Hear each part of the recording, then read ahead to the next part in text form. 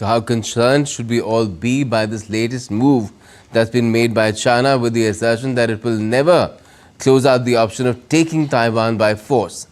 Ambassador S.R. Tayal joins us, former senior diplomat, to talk about it. Good evening to you. Ambassador Tayal, what do you make of what China has done and what is now saying that it will always keep the military option open to ensure that Taiwan becomes part of China? That's an assertion that it's made, and it also said that it's punished the president, the Taiwanese president, for his speech on its National Day.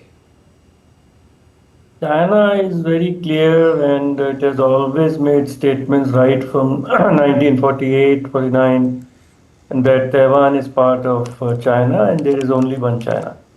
And for having diplomatic relations with China, they always insist that there is one China. Now, Taiwan is 3 crore people are there and they don't want to be part of China. So there was some kind of an unstable equilibrium which was holding, that China always claimed that there will be reunification or unification of Taiwan with China. And Taiwan made some kind of ambiguous statements. But since 2016, when the Democratic Progressive Party first President Tsai Ing-wen came to power, and then her deputy, President William Lai is in power, they are making statements which say in essence that Taiwan is an independent country and there is no question of its unification or any kind of merger or whatever with China. So China has been challenging that verbally and also threatening Taiwan by this encirclement.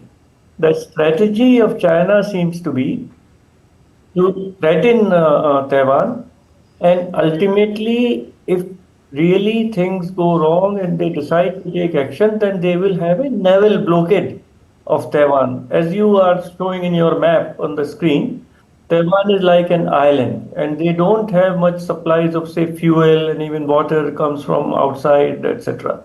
So a naval blockade can really squeeze Taiwan. Now that naval blockade will have to be broken by United States. No other country can break that naval blockade and run some kind of convoy ships to Taiwan. Now there is no defense treaty between United States and Taiwan. United States is not obliged to come to the assistance of Taiwan. There is the different acts of U.S. Congress say that U.S. will assist in the defense of Taiwan. So this is all very gray area. President Biden had made some statements that U.S. will come to assistance of Taiwan.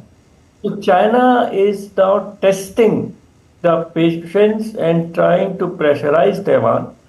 There was at one point, there was this suggestion from China that it could be a one country, two systems kind of a solution. That means Taiwan should accept that it is only one country and a province of China, but it will be allowed to have its own system of governance, of polity, of democracy, etc. Yes, but that's not been allowed in the case of Hong Kong, so why would Taiwan expect that it will be granted that?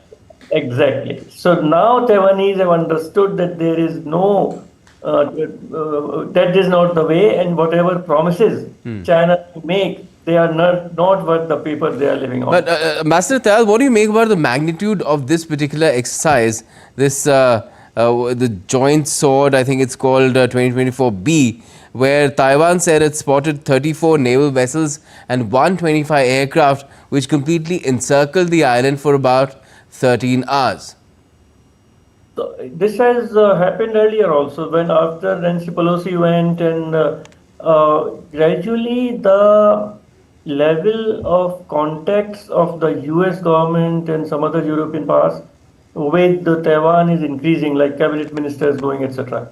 But this is all exercises which are exercises for a blockade of Taiwan, and how far it will go, when China may take that kind of step, that only China can tell.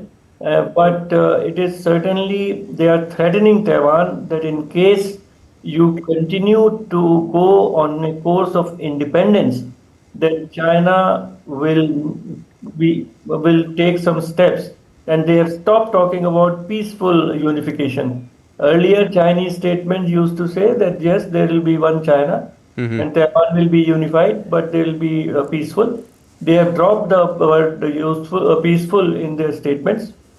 And now, if so the question is asked, they say that no, we are not committed. that Okay, I have another question for your consideration. Ever since the Americans withdrew from Afghanistan, it was said that now China will be questioning American resolve in the case of Taiwan as well. Now, the US, do you think it is amply demonstrated that it will back countries that are attacked by its enemies, be it in the case of Ukraine or be it in the case of Israel? The US says that it's backing both to the hilt, and so far it seems to be living up to its words. Will that be the case for Taiwan as well, which is very, very critical to the global supply chain of semiconductors? There have been some write-ups in the Taiwanese analysts and strategic experts, and they have said 10 points that if China takes over Taiwan, then it will help China in 10 ways. And this is the semiconductors, that they will have this manufacturing capacity. So yes, you are right that China will be testing and assessing the resolve of United States to come to the assistance of Taiwan. So it is a long-term game. Chinese take very calculated moves they make. And once they make an assessment that United States will not intervene militarily if they have a naval blockade or pressurize Taiwan in different ways, only then they will take action. This is the present exercise, and after this is the second exercise this year. Last year also there was a very major exercise, similar exercise of encircling Taiwan. At that time, the movement of ships of other countries was also stopped, and they were warned not to come to that area. So this is all to threaten Taiwan, that in the people of Taiwan may get afraid, and then they bring the other party, the KMT, to power, which has a more conciliatory policy towards China. So this is also a part of psychological warfare against the people of Taiwan, and so it is a long-term declared policy of China that they will have Taiwan. The Taiwan will unify with China. Well, let's hope that nothing precipitative happens, and peace is maintained at least in this corner of the world, because that is paramount at this stage, considering that other conflicts just seem to be never ending and even escalating. Thank you for joining us for the moment, Ambassador Tayal.